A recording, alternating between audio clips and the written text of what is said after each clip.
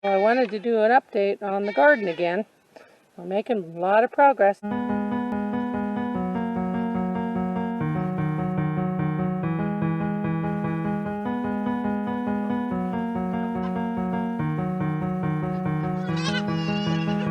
it goes.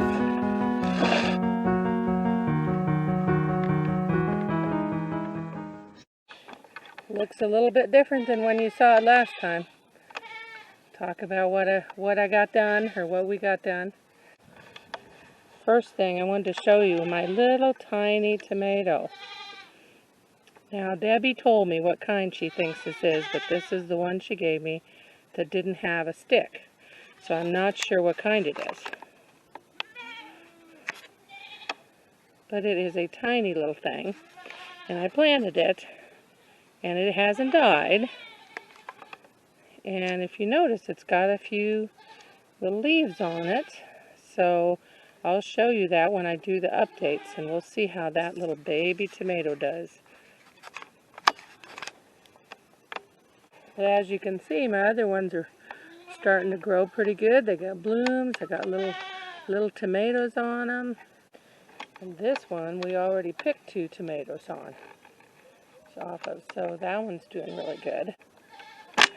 Told Rodney when he comes out here next time, this little guy is starting to lean. He's the one that we need a stake for. So we need a post put in for that one.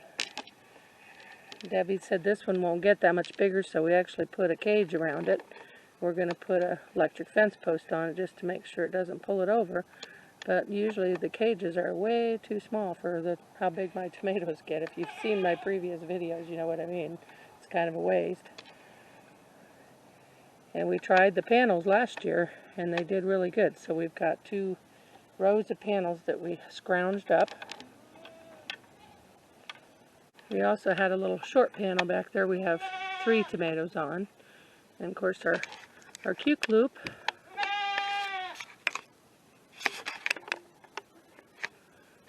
You can see the cucumbers at the base of that and at the base over there.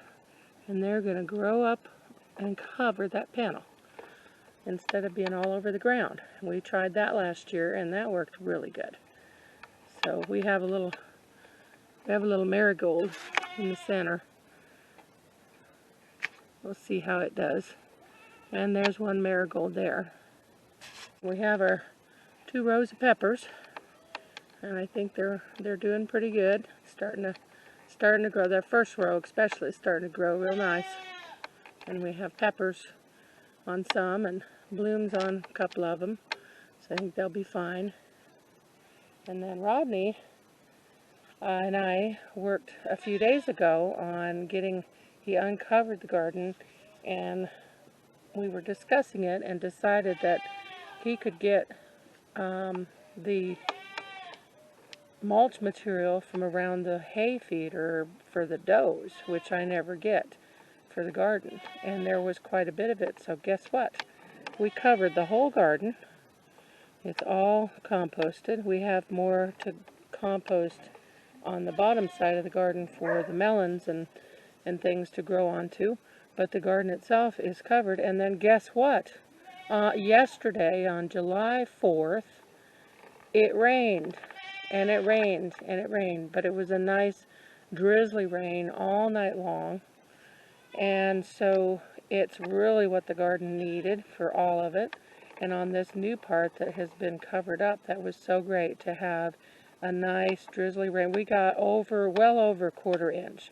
It wasn't a 1/2 inch, but for around here, that's a good amount of rain. So in July 4th, which was great because I haven't heard of any big fires. We aren't the only ones that got rain. So anyway, so then this morning on July 5th, Rodney got up early and we planted the beans and the corn, and we have marigolds on either end. I have a couple more marigolds to plant, so those are in. And the other day I finished out this row, so we have at the very far end we have the pumpkin, and then we have cantaloupes, and then we have by that stump there is a watermelon, and then there's the honeydew and another watermelon, and then these 2 on the end are my patty pan squashes. So all we have left is this little area right here to get planted, and I'm hoping to do that today. So there are the last of our things to go in their garden over there. I left it, we had them out yesterday for rain, put them out last night, and they got all that rain on them. We planted part of it, the marigolds and corn this morning, so what I have left is summer squash and zucchini squash, and Debbie surprised me with one more tomato, so I have to figure out where to put that. And I have 2 more marigolds to figure out where to put. So hopefully I will get those done later today. And I don't know how many of you noticed in my videos, this was all solid stuff. So Rodney weed-eated, and he's in the process of cutting all the little baby saplings away from the bottoms of the trees. He has to do that section through there, and there's a couple of trees on the other side. And then way in the back there, he has some to do. That's what it looked like before this weekend. So all that area is where my pumpkins and melons will be able to go. So I'm going to mulch that down, and we will, as they grow, we will teach our, train our melons and pumpkin and everything to go that direction. And then we have a piece of plastic we need to take up from this spot and then mulch that, and that's where the honeydew and the watermelon will go, is down in that area. We'll probably move that tire out of there, and they'll have all that area after he gets the plastic up and he finishes cutting those other trees, the little saplings. So that's needed done for a couple of years.